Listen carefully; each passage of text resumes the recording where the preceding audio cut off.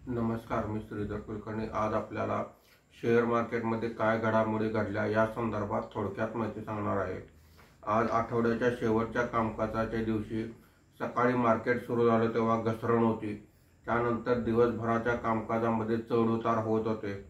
Market संपताना Sensex हा फक्त 8 पॉईंटने घसरून 75,410 वर बंद झालेला आहे।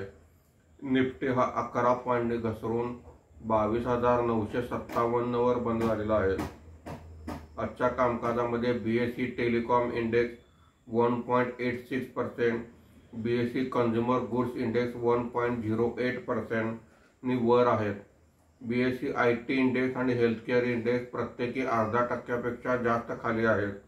BSE मिड कॅप इंडेक्स 0.23% नी वर आहे। BSE स्मॉल कॅप इंडेक्स 0.23% नी खाली आहे। आजच्या मार्केटमध्ये निफ्टीमध्ये वाढलेले मुख्य शेअर्स पुढील प्रमाणे आहेत।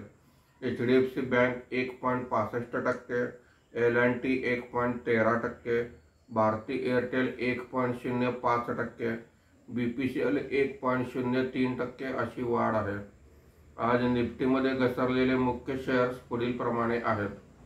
Adani port 1.89%, Tata consumer product 1.76%, tech Mahindra 1.18%, TCS 1.13% अशी घसरण आहे। अशोक लेलँड सहित काही कंपन्यांचे आज क्वार्टरली रिझल्ट आलेले आहेत। FII 945 कोटी रुपयांची विक्री केलेली आहे। देशी वित्तीय संस्थांनी 2,320 कोटी रुपयांची खरेदी केलेली आहे। शनिवार आणि रविवार शेअर मार्केटला सुट्टी आहे। आपण पुन्हा सोमवारी भेटूया। धन्यवाद।